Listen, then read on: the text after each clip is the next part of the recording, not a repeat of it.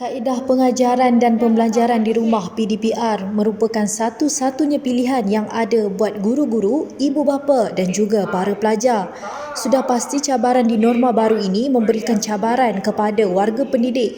Sumber kini sempat mendapatkan maklum balas daripada 3 orang guru yang berkongsi pendapat mereka mengenai PDPR.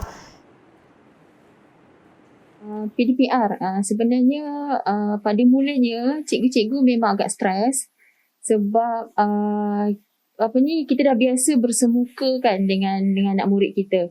Tapi disebabkan dan keadaan tempoh PKP ni kita tak boleh nak kita tak boleh nak deny lah benda ni, memang kita kena juga jalankan macam biasa.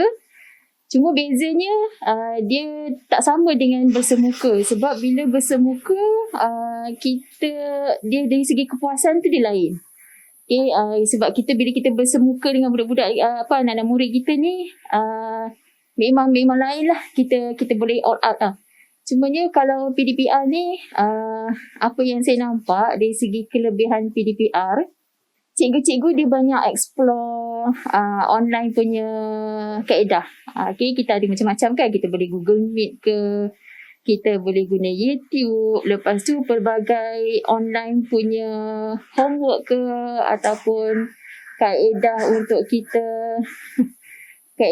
kita nilai murid kita. Itu je lah yang berbeza dari segi kaedah je. Tapi cara penyampaian tu ataupun cara kita nak mengajar tu sebenarnya lebih kurang sama je lah sebenarnya kan. Okay. So sebenarnya PDPR ni memang perlu dijalankan lah juga sebenarnya untuk habiskan silibus dan juga untuk supaya ilmu itu kita boleh sampaikan pada anak murid kita. Tipulah kalau saya kata susah lah nak dapatkan kehadiran tu 100%. Okay, walaupun dia kelas yang paling depan, memang kehadiran tu kita tak boleh nak expect yang terlalu tinggi lah sebenarnya untuk kehadiran. Dia masuk tu pun sebenarnya dah syukur sangat untuk kita sebagai cikgu. Okay, kebanyakan alasan dia orang yang tak masuk tu salah satunya dia bekerja. Ada yang tak tidur malam, so dia orang tidur time kita nak mula kelas tu, dia orang baru nak tidur. Bangun lambat tu of course lah sebab tidur lambat kan. Malas tu ada jugalah yang memberi alasan malas tu sebenarnya. Tapi kita pandang budak ni sebagai budak kan, anak kita. Macam mana budak-budak tu dia sama je macam anak kita. Itu je yang saya pandang. Okay, alhamdulillah untuk sekolah saya tengok kebanyakan ibu bapa, terutama macam kelas saya sendiri, kalau anak-anak dia yang tak masuk, anak-anak ataupun yang jarang-jarang masuk tapi kadang-kadang lama sangat tak masuk ke kan. So kita akan WhatsApp lah tanya adakah ada masalah internet ke ataupun ada masalah lain ke. So far ibu bapa memang sangat beri kerjasama lah bila kita tanya tu. Setakat ni alhamdulillah ibu bapa tak pernah bersungut lah berkaitan dengan PDPR ni. Seharusnya bersemuka, sebab macam tadi saya cakap, dari segi kepuasan tu sebenarnya lebih puas bila kita mengajar daripada depan. Dia bukan nampak pada kita boleh bebel tu term tu saya suka, tapi saya sangat tak suka bila ada orang cakap, netizen ke suka cakap cikgu nak membebel ke. Tidak, sebenarnya niat kita adalah untuk mendidik kan. Tapi kalau bersemuka tu dari segi kepuasan, memang sangat puas kita boleh sampaikan semua ilmu yang berkaitan.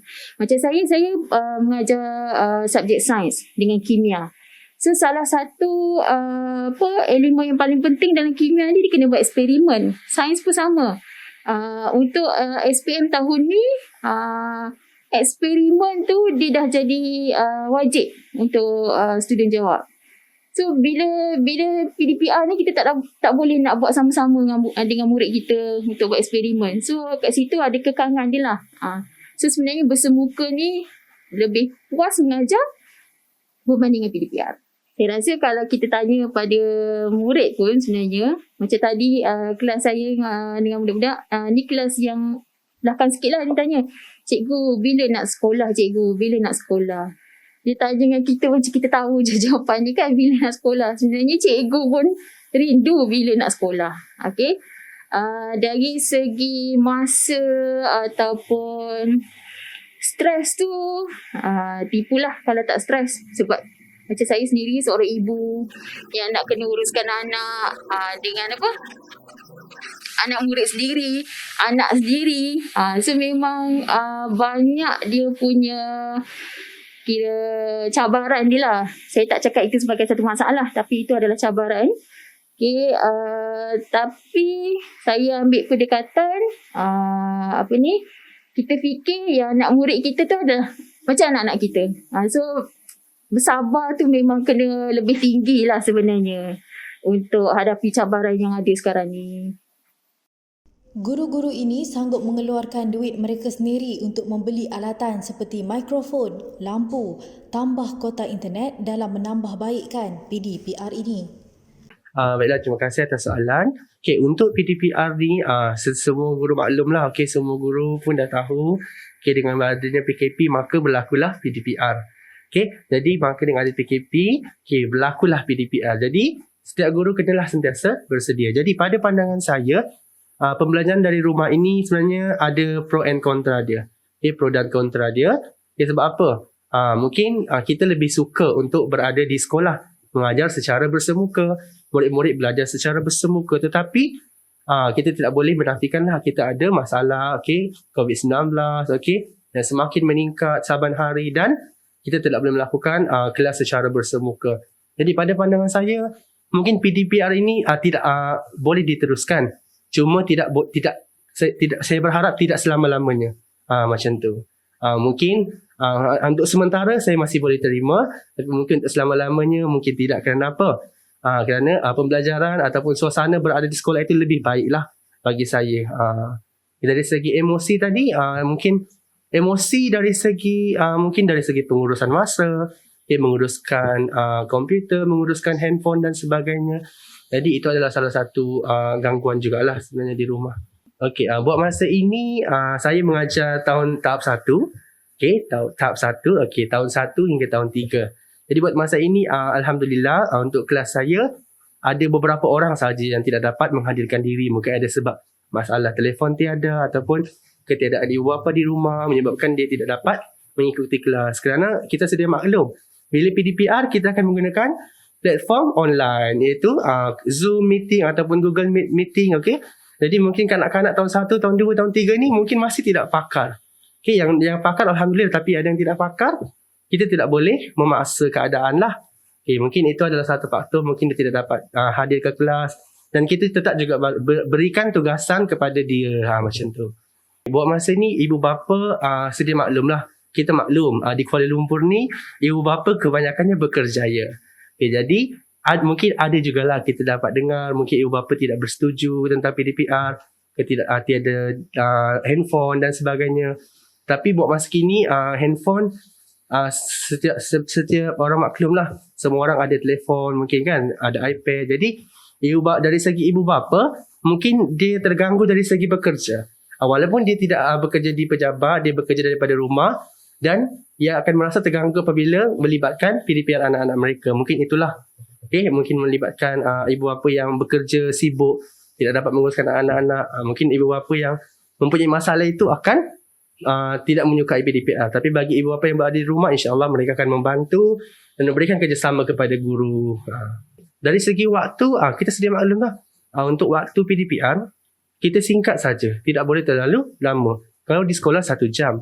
Okay, tapi untuk PDPR, 45 minit saja masa diberikan. Jadi, saya rasa dari segi fleksibel masa itu, kita lebih selesa di rumah lah. Okay, 45 minit. Okay. Tetapi, sebaik-baiknya lah dari segi penerimaan mungkin murid, okay, kita kenalah berada di sekolah juga, okay, untuk bersemuka. Tapi bagi saya lebih suka bersemuka lah, sebab kita dapat berjumpa dengan murid-murid kita, okay. Saya dapat berjumpa dengan murid-murid saya, okay, saya dapat lihat apa yang mereka buat. Kalau dalam talian ni kita nampak wajah saja, kita tidak tahu apa yang dibuat di bawah, okay, di depan, di belakang macam tu. Okay, sebenarnya PDPR ni bermula sebab negara kita dilanda dengan COVID-19 yang menyebabkan guru dan juga murid tak dapat pergi sekolah. Jadi untuk peringkat permulaan memanglah kebanyakan guru-guru akan merasa tertekan dengan keadaan ini kerana di luar norma yang kita alami pada setiap hari. Memang stres pada permulaannya kerana masalah utamanya kekurangan motivasi, kekurangan teknologi dan juga peranti untuk kita menjalankan online PDPR daripada rumah dan juga masalah capaian internet. Setengah cikgu dan juga murid ni ada masalah internet connection lah maksudnya di situ. Jadi itu boleh menyebabkan stres lah di kalangan guru dan juga murid. Okey, dari sudut pandangan saya berkenaan dengan student, murid-murid kebanyakan, kalau saya, untuk pandangan peribadi saya lah, murid-murid saya adalah murid yang kecil. Jadi mereka memerlukan pengawasan sepenuhnya daripada ibu bapa untuk melaksanakan PDPR di rumah. Maknanya kalau ibu bapa kebanyakan bekerja pada pagi sampai petang kan dan sebagainya. Jadi anak-anak duduk bersama dengan ahli keluarga lain seperti atuk, nenek ataupun saudara mara. Jadi mereka tak dapat laksanakan PDPR. Menunggulah sehingga ibu bapa pulang ke rumah. Maksudnya lepas tu biasanya malam baru saya buat video call ataupun Google Meet bersama dengan anak-anak murid saya. Macam tu kan. Sejujurnya adalah segelintir ibu bapa kan yang berfikiran sebegitu kan.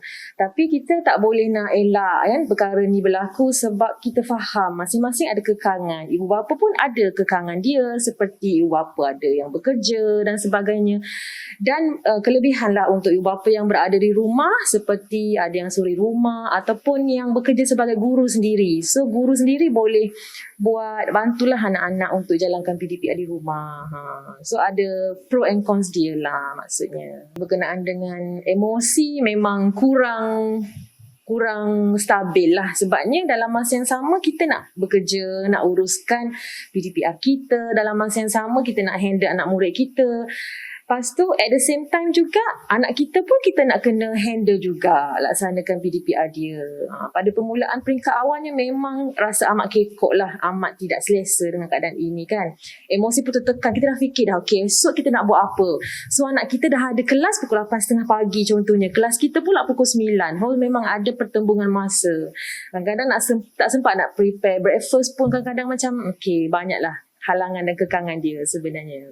Pada pandangan peribadi saya lebih selesa dan lebih suka pengajaran dan pembelajaran di sekolah seperti sebelum ini. Sebelum kita hadapi pandemik COVID-19, kita pergi sekolah, anak-anak murid pergi sekolah, cikgu pergi sekolah. So dapat belajar di suasana persekitaran di bilik darjah di sekolah. Tapi PDPR ni ada juga kelebihannya walaupun ada banyak kekurangan dan kekangan dia kan. Seperti macam saya dapat belajar teknologi-teknologi seperti buat online quizzes, online class.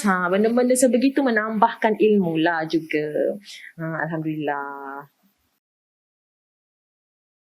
Sudah hampir setahun setengah PDPR dilaksanakan di negara kita. Sudah pasti ianya memberikan pelbagai cabaran kepada para guru terutamanya dari segi emosi.